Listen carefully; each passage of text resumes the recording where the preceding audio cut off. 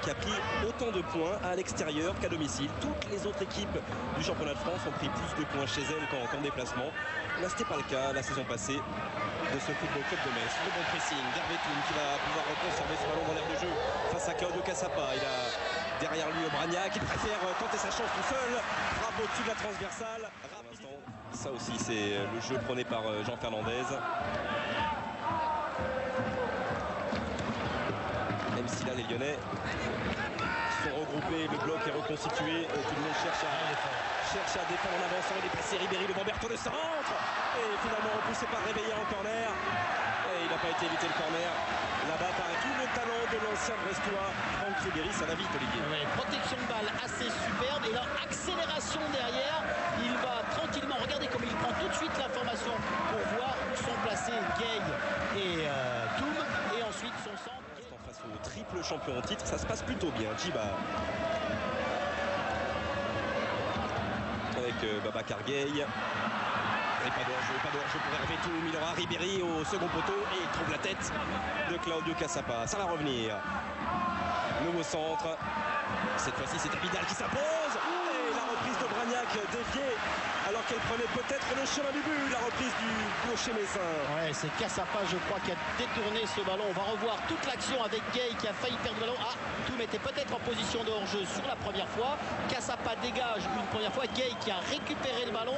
Et c'est le centre de Toum qui va être dégagé par la suite. Et retour de Ribéry. Il est impressionnant. Il est impressionnant. Même si là il porte un petit peu trop son ballon, mais ça peut profiter. On met ça au Bragnac qui a trouvé Babacar Gueye côté gauche. Il y a Hervé-Toum dans l'axe. Et pas de possibilité de reprise pour le Camerounais. Et finalement le dernier mot pour la défense lyonnaise. Ça va vite. On attendait la vitesse, Olivier, côté lyonnais. On a côté messin. Oui, absolument. Avec ce ballon de Gueye en profondeur, il va attendre le déplacement de Toum. Il l'a revu. Il a été dévié ce ballon par Abidal. Ensuite, Toum à terre donne le ballon à couper, mais beaucoup de générosité et d'envie. Encore une fois, regardez comment Gueye lève bien la tête pour prendre l'information. Et encore ces ballons qui reviennent. Gueye, il a marqué son ballon.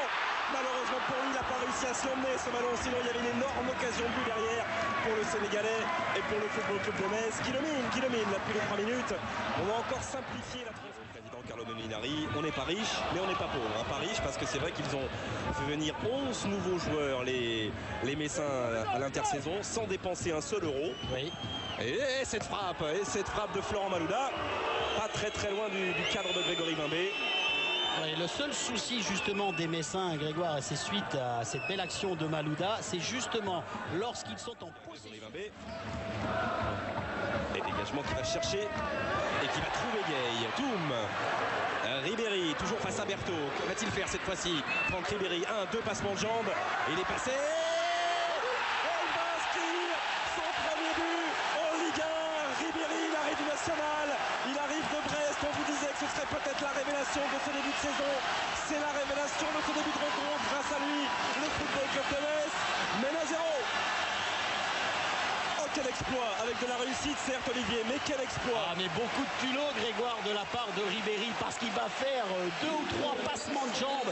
Ce joueur complètement méconnu, on va suivre après ce ballon donné par Toum et tout le travail de Ribéry sur le côté droit. Il va mystifier Berthaud. 1, 2, 3, ensuite droite-gauche et la frappe derrière droite. Et là, Coupé, il est surpris parce qu'il ne s'attend pas à ce tir croisé. Regardez tout ce travail, cette finesse technique de Ribéry. Droite, gauche, ensuite je continue, petite faute de Berthaud. Ah, il est touché, il est touché le ballon par Abidal qui surprend Coupé.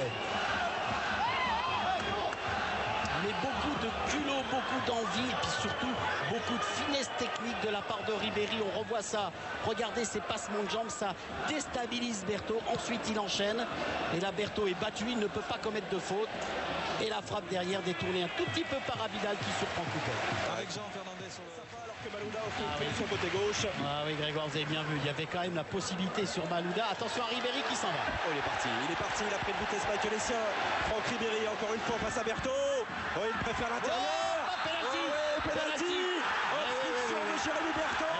Il est en train à lui tout seul de terrasser le champion en titre, Franck Ribéry. Il n'est pas encore marqué, évidemment, penalty. Mais regardez son départ au départ sur Essien. Il le mystifie. Ensuite, il vient échoué sur Berthaud. Il fait fin de frappe et là il y a l'obstruction. Elle est nette cette faute de Berthaud sur Ribéry. Regardez, il vient avec sa main, il vient gêner la progression de l'attaquant du milieu de terrain messin et le pénalty absolument justifié.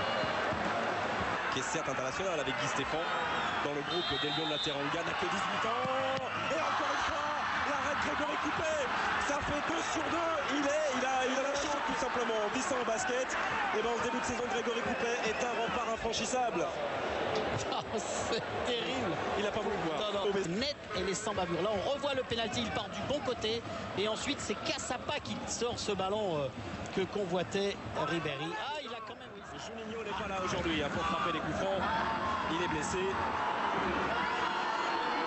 A priori, c'est Giovanni Elbert qui va tenter cette frappe avec son pied droit, l'ancien buteur du Bayern de Munich.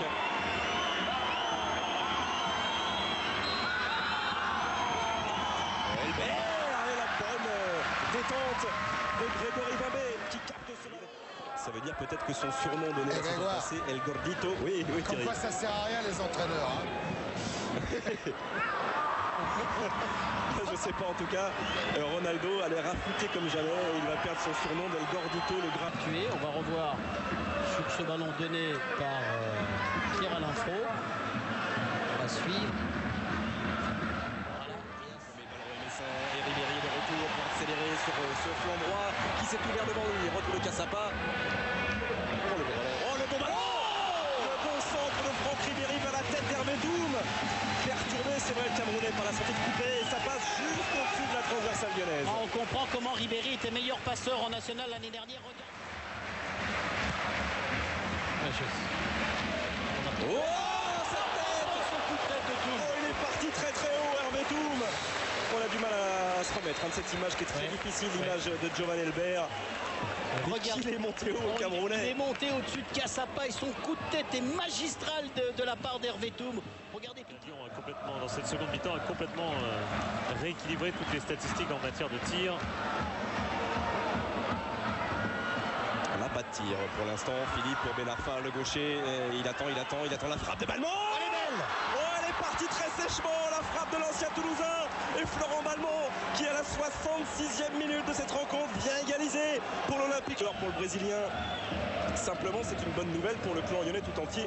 Et pourtant on voyait Benarfa en grande difficulté là face au mur messin. Oui, mais bonne maîtrise de Benarfa technique. Il a focalisé toute la défense messine sur lui et il a pu décaler Balmont qui d'une frappe sèche ne laisse aucune chance à Vimbé. C'est fort bien joué de la part de Benarfa.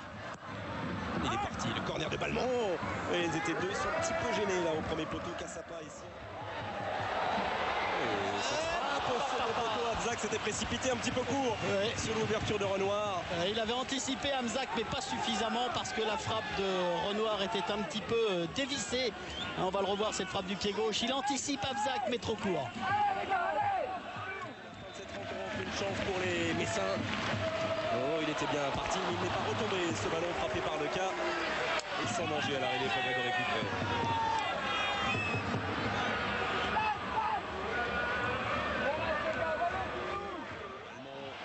Dira, Malouda. Situation dangereuse, Malouda qui aura le soutien derrière lui d'Eric Abidal, centre de l'ancien Lillois. Oh quel geste signé Julien Vial. Quelle qualité de centre d'Abidal, Grégoire. Regardez, elle est parfaite là. Il y a une faute de marquage de la part des Messins et cette reprise acrobatique